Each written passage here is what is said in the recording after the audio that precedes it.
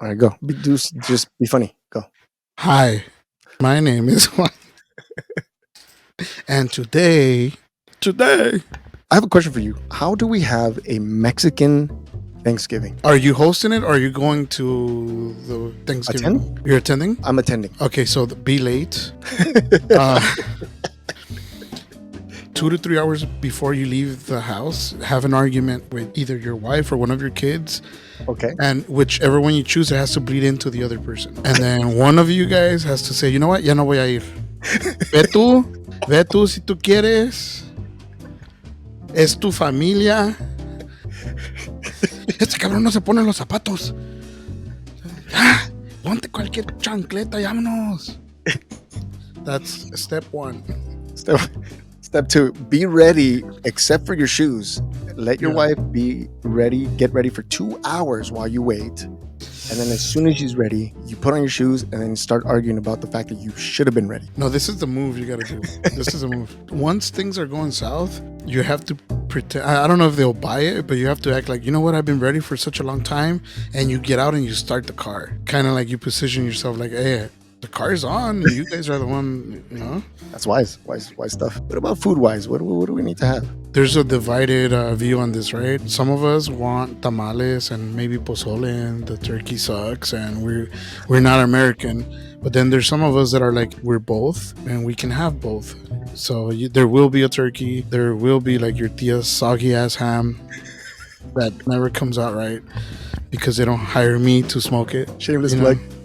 Shameless plug. Yeah, so it just depends on what kind of family you have. And then just a piece of advice: if you're single, just make up a boyfriend or make up a girlfriend and say they'll get to meet them soon. Because you got that tia that's gonna be like, ¿Y tú cuándo te vas a casar? Oh, I thought you meant like take someone that's not your boyfriend. I was gonna say, dude, that's recipe for disaster. They're gonna start asking like, oh, ¿y tú qué? ¿O qué? ¿O para qué? ¿Tú qué? Okay, ¿para qué? ¿Y eso para qué? ¿Y por qué tiene? ¿Qué quiere decir ese tatuaje? ¿Eso para qué? ¿Y en qué trabajas? ¿En qué trabajas? No, ¿a qué te dedicas? ¿A qué te dedicas? Also, then I guess that's one of the crucial things to have is some kind of drama once you're there. That's true. That's true. And there's always got to be someone you got to pick on to kind of divert attention to other people. And that's easy. The black sheep of the family, right? And not always. There's some people that actually love being picked on for some reason, and they take on that identity. Probably because they have like comebacks already like stored and ready to go, right? Oh, that's a good one. But usually, yeah, the black sheep is like the easiest target. And if you don't know who that is, it's you. It's probably you. That's a good way of looking at it. Oh my gosh. See, if I would have known that. What about like those moms that spend all day cooking to the point where they don't make you breakfast? Well, yeah. So that annoys me. Espérate hasta la cena. Yeah. No comas todo el día porque voy a hacer una cena bien grande. That annoys me for one thing because people don't appreciate the amount of work and effort that it takes to cook like a big dinner like that. And then you do ruin your dinner or you only eat a little bit of it.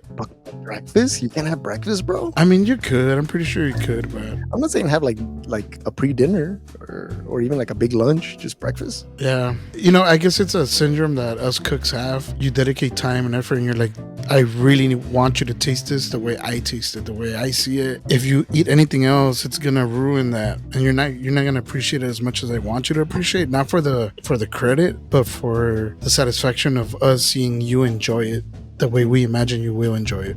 I think that's what it is. Yeah. Selfish. ¿Quién te manda a hacer una cena con tu pavo? Yeah. I think the worst is, se me olvidó el plato para el pavo. Ve a la tienda, ¿no? Yeah. Go get. When it's all packed with people and they're all looking for the same thing you forgot. Exactly. They forgot the same Oh, thing. I got a better one. They're like, oh, se me olvidó, I don't know, las naranjas. And you're like, the dinner's about to start and we really got to get this going. Vamos a la tienda. Ahí vas. I already know where you're going. And then you get it and you're like, oh, ya nomás falta pagar. And then you're about to pay and then your mom goes like, espérate aquí. Voy a agarrar azúcar, and leaves you there and you're like panicking like, I didn't actually think you were going there. I thought you were going, you go to the store, you come back and they're like, te estamos esperando. oh, el tío José ya se va a ir. Que porque tiene hambre y nada. Actually, bro, that what you mentioned is like the old school way of doing it. The new school way of doing it is now you're old enough to go to the store by yourself, and you're in line and you're about to pay, and then you get that call. ¿Todavía estás en la tienda?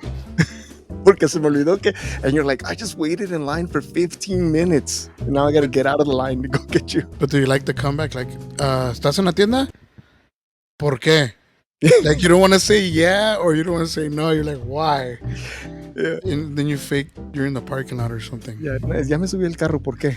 Ya voy dando la vuelta, ¿por qué? Oh, and that's another thing, right? Like if you're running late and you get a call, ¿ya mero llegas?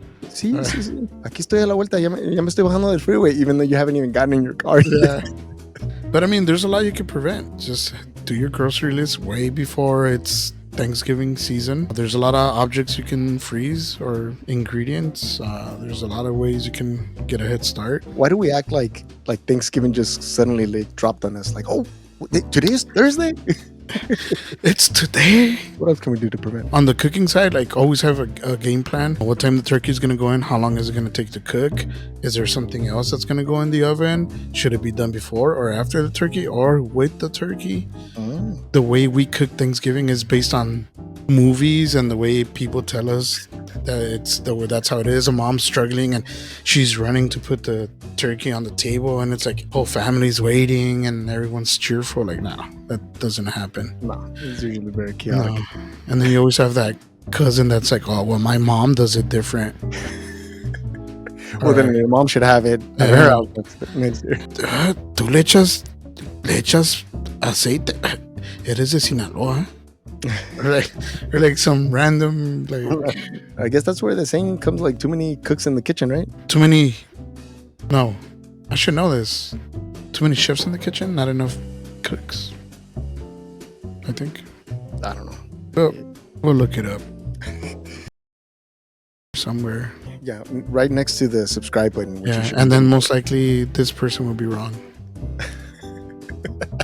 On a serious note, like what are the most common mistakes that people make when they're making their turkey? Ama, pon atención, porque Not cooking it properly. Oh, okay.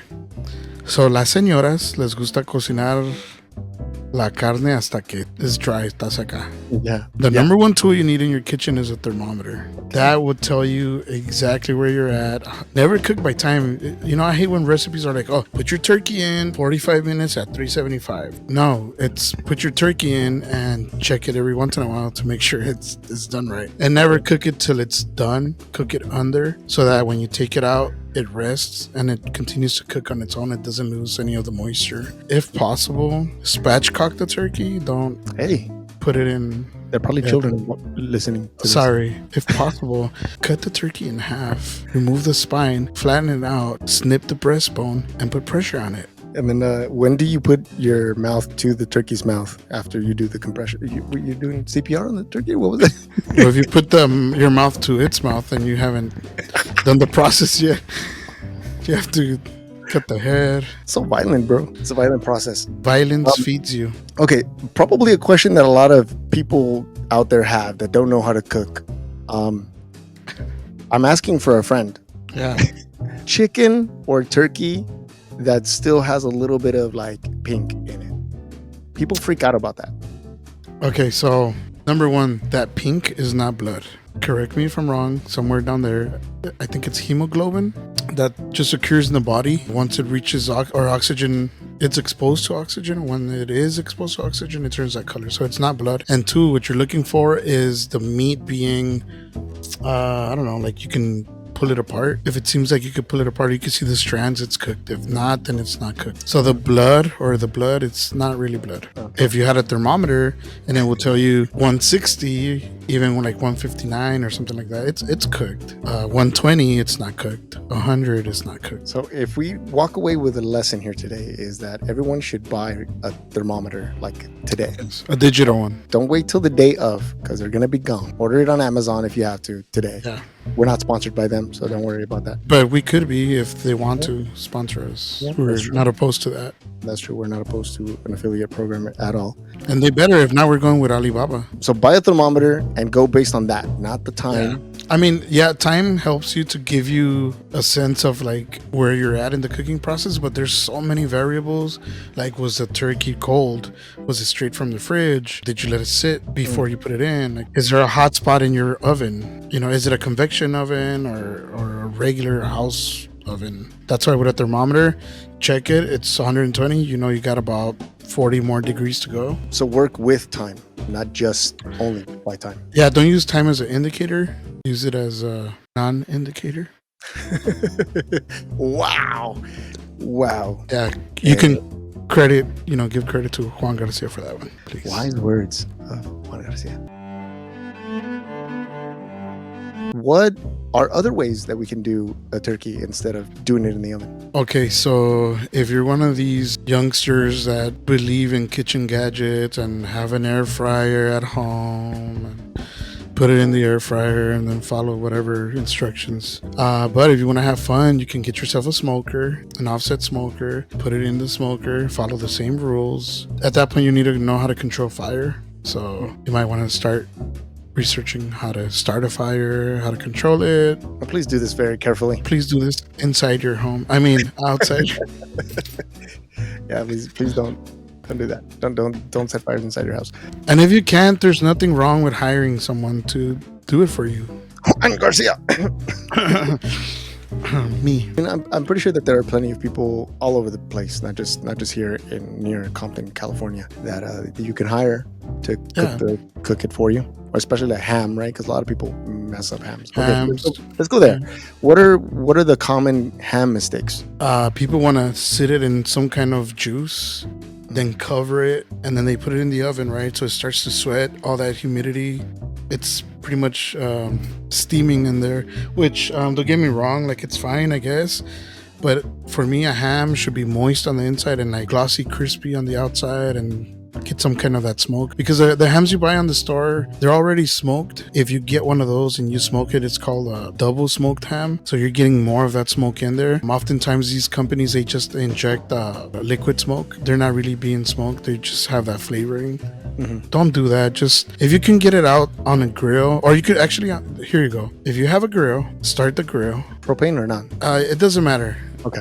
This is what we're going to try to achieve. We're going to try to achieve a crispy, caramelized outside, okay? So you turn on your oven, let's say 350. No, let's go 300. Put it in there with your thermometer that you just bought from Amazon. Stick it in there and check. Make sure it's like around, 140, 150. When it is, you pull it out, put it on the grill, and you let some of that chariness, happiness happen. And then you start glazing it. You let some of that burn a little bit. And, you have a decent ham. It's not much to it. Thank you. You're welcome. Este fue el segmento del El Chef. El Chef Pantoncín. Chef Piratón. El Piratón. And don't be afraid to ask people to bring something. Cut your work in half. Like, hey, I want to invite you to our Friendsgiving. My hands are busy. I'd like to know if you can maybe bring a salad or a wine bottle or your favorite side dish. But then you got the comadres that they want to bring the same dish. Yeah. And then if you pick one, they're gonna be like, ya ves, le caigo mal. Yo supe desde la otra vez que le probé los frijoles estaban salados y le dije, se molestó. And if you really want to have an authentic Mexican Thanksgiving, then do that on purpose. And then you have the drama element. Actually, yeah, that's a great idea, actually, to make. Don't be the hero, right? Like, you don't have to do everything. I mean if you're hosting, do the turkey. Do the turkey, have the wine, have good music. What do you suggest as far as music for Thanksgiving? For a Mexican dinner, probably some boleros, some smooth music, Like a jazz equivalent. Yeah, and then maybe as like as the food is getting into the belly and you're really enjoying each other's company and you're laughing, hopefully, and not theoretically, turn up the beat with some cumbias, something a little bit more upbeat. But if you're non-Mexican, then probably some jazz. I'd say like maybe some Chet Baker in the background to start with, and then bump it up to like a little Frank Sinatra, maybe a little Rat Pack. You know what I mean? A little jazzy. Somewhere. Or you play whatever you want, whether you're Mexican or not. That's true. Play whatever you want. Maybe you're into getting barbecue stains on your white t-shirt. I don't know.